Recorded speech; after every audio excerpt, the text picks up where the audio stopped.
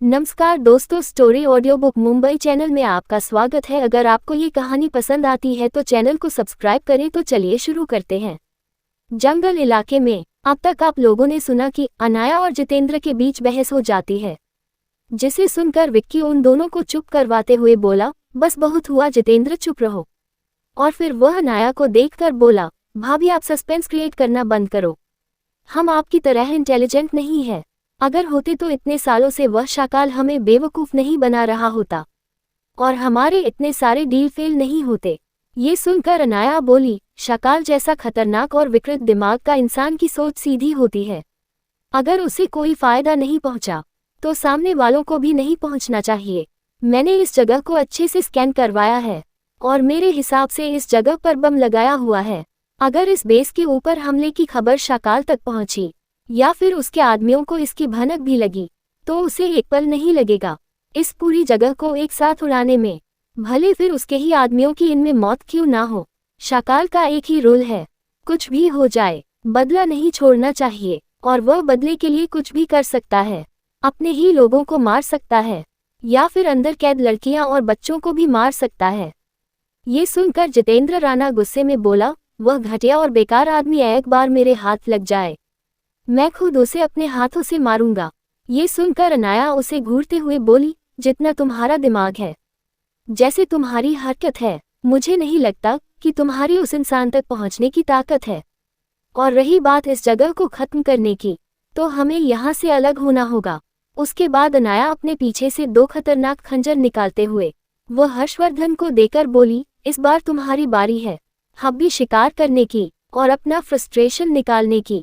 बस एक बात का ध्यान रखना, कोई भी जिंदा नहीं रहना चाहिए, हर किसी को खत्म कर दो। वही यह सुनकर जितेंद्र राणा जलते हुए बोला, तो हम क्या करेंगे? तो अनाया उसे घूरते हुए बोली, इस बिल्डिंग में 5 फ्लोर है। सबसे नीचे वाले हिस्सों में लड़कियों को किडनैप करके रखा गया है और उसके ऊपर वाले हिस्सों में बच्चों को किडनैप करके रखा गया है। और पहले अंडरग्राउंड एरिया में बहुत ज़्यादा हथियार रखे हुए हैं और ऊपरी दोनों मंजिल में खतरनाक हत्यारे मौजूद है, जिन्हें किलिंग मशीन की तरह ट्रेन किया गया है और हर कोई बाहर से एक्सपोर्ट किया गया है, जो कुंग फू और अलग अलग मार्शल आर्ट में ट्रेन है। फिर वह सबको देखकर बोली, ठीक है चलो हम काम विभाजित करते हैं।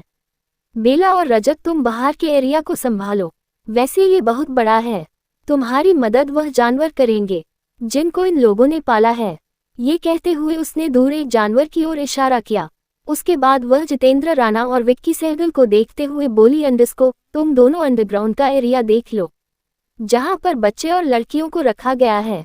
उन लोगों को छूने की जरूरत नहीं है, बस उस मंजिल पर जो भी जिंदा इंसान है दुश्मनों के, उन्हें मार दो। उसके बाद वह दोनों रोबोट को देखकर बोली, तुम्हारा काम हथियारों को संभालना है।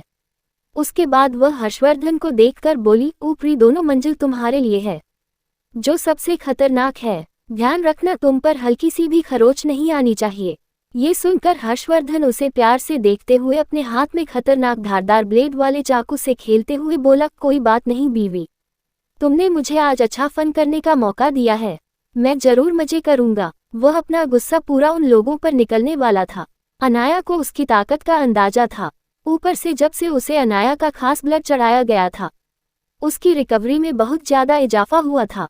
यहाँ तक कि उसकी शारीरिक मांसपेशियां भी पहले से ज्यादा मजबूत हो चुकी थी और उसकी फुर्ती भी बढ़ चुकी थी।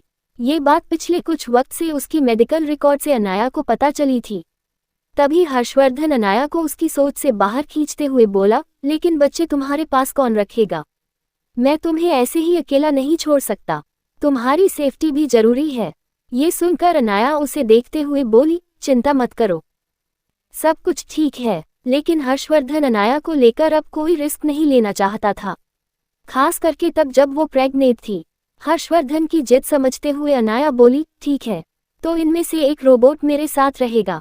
अब तो ठीक है, तो हर्षवर्धन बोला, ठीक है चलो हमला शुरू करते हैं। तभी अनाया बोली, नहीं पहले पोजीशन लेते हैं, हमें एक ही झटके में सब कुछ खत्म करना होगा। मैं इस इलाके का पावर सप्लाई कट कर दूंगी, ऐसा होते ही तुम लोगों को हमले के लिए तैयार हो जाना चाहिए। जैसा कि अनाया ने कहा था, पावर सप्लाई कट होते ही हर कोई अपने अपनी मंजिल की ओर बढ़ गया, जहां बाहर की एरिया में सभी जानवर और सेक्रेटरी बेला और रजत फाइट करना शुरू कर चुके थे। वहीं उन सबको फाइट करता हुआ छोड़कर बाकी के लोग अंदर चले गए। अनाया पहले ही इंस्ट्रक्शन दे रही थी कि कैसे किस मंजिल पर जाना है। सेफ्टी के लिए लगाए इलेक्ट्रॉनिक डोर को तो वो पहले ही हैक कर लेती है। वह लोग बिना झिझक अपनी अपनी मंजिल की ओर बढ़ गए। अनाया ने ब्लूटूथ के जरिए उनसे बातें शुरू कर दी और खुद हर्षवर्धन के पीछे पीछे चली गई। वहां पहले ही अंधेरा कर दिया गया था। अनाया ने दूर एक ऊंचाई वाला कोन खोजा, जहां से दूसरी मंजिल पर नीचे की ओर नजर आ रहा था। कई सारे फाइटर इधर उधर देख रहे थे और बातें कर रहे थे। अनाया गौर से उन सबको देख रही थी। वह हर कोई बहुत अच्छे से ट्रेन किया हुआ फाइटर था। तभी वहां पर हर्षवर्धन की एंट्री हुई। हर्षवर्धन जो अपना गुस्सा निकालने के लिए ही आया था, उसने एक बार मीनल देवी के बारे में सोचा, उसकी हरकतों के बारे में सोचा, और ऐसा होते ही उसके आसपास का ओरा खतरनाक हो गया। अब तो मिलन देवी के जिक्र से भी उसे नफरत सी हो गई थी। थोड़ी ही देर में हर्षवर्धन ने अपनी आंखें खोली।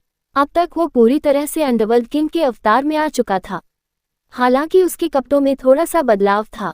उसने सपना चेहरा छुपाया हुआ था। हर्षवर्धन बिना वार्निंग के आगे बढ़ा और उनमें से एक इंसान के सीने पर वार कर दिया। ऐसा होते ही वह इंसान चिल्लाकर वहीं पर गिर गया और उसकी जान उसके हलक से निकल गई। उसे आवाज को सुनकर उस मंजिल पर रहने वाले सभी गार्ड अलर्ट हो गए। वह सब ने भी अपने अपने हथियार उठा लिए। उनमें से एक चिल्लाकर बोला, कौन है बे तू? अंधेरे में वार क्यों कर रहा है? औकात है तो सामने आ। लेकिन हर्षवर्धन ने कोई जवाब नहीं दिया, न ही कोई आवाज निकाली। वो वैसे ही अंदर जाने लगा और जो भी उसके आसपास रास्ते में था, उन सबको एक झटके में मौत की नींद सुला रहा था। वहां पर कुछ वक्त के बाद तेज चीख की आवाज आती और फिर किसी लाश के जमीन पर गिरने की आवाज आती। जैसे जैसे वह आगे बढ़ रहा था, वैसे वैसे हर तरफ से लाशें बिछ रही थी। इस बार हर्षवर्धन ने जरा सा भी रहम नहीं दिखाया। उसकी हर चाल स्टिक थी और उसकी हर हरकत में इतनी ताकत थी कि एक ही झटके में एक इंसान की मौत हो जाती थी। थोड़ी ही देर में हर्षवर्धन ने 50 से भी ज्यादा लोगों को मार गिराया, लेकिन उसका गुस्सा शांत नहीं हुआ था। अनाया गौर से उसकी फाइट देख रही थी और हाथ में पकड़े हुए स्क्रीन पर बाकी लोगों की फाइट देख रही थी। वह नहीं चाहती थी कि यहाँ पर से कोई घायल होकर जाए या फिर कोई गलती करे।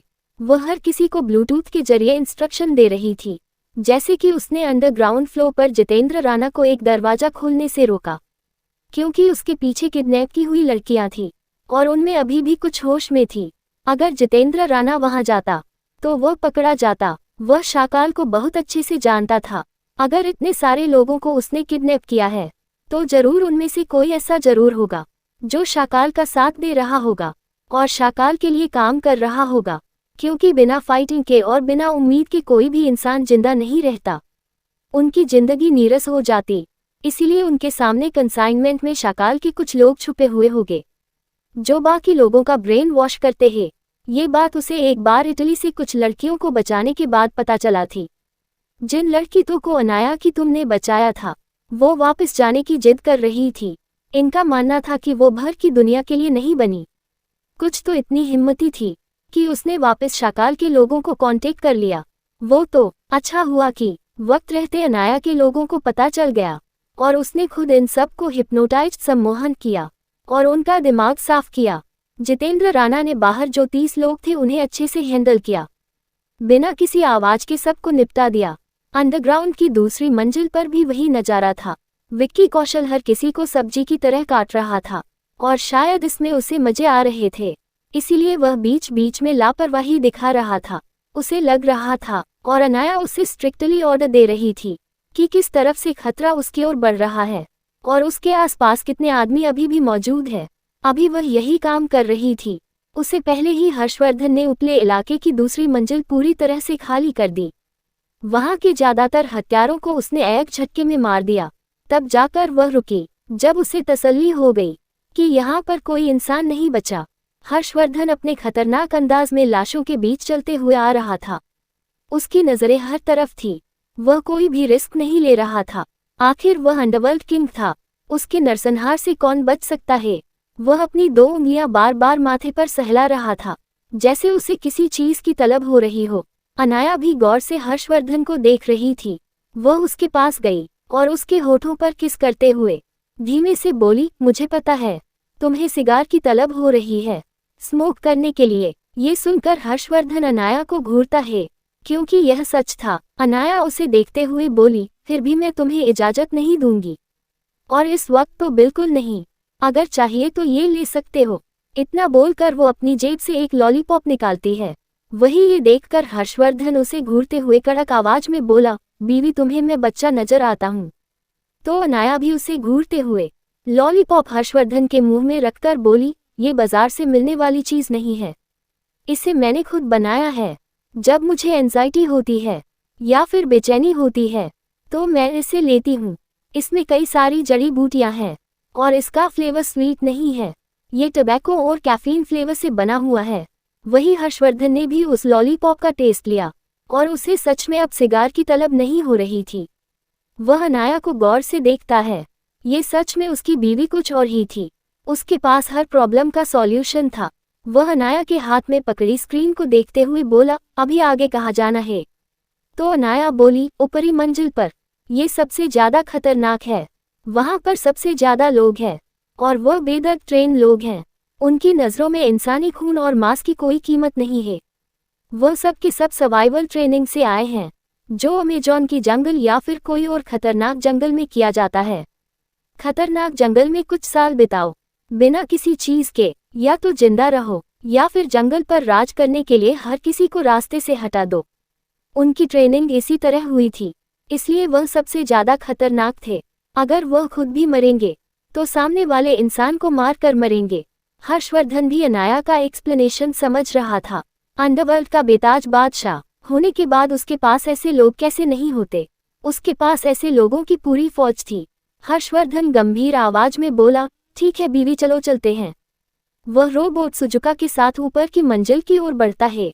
तब तक उन लोगों के पास विक्की सहगल और जितेंद्र राणा भी आ गए थे। जाहिर सी बात है, नीचे की मंजिल पर बस 15-20 लोग थे और उन्हें मारने में इतना वक्त नहीं लगता। वह दोनों भी ट्रेन थे।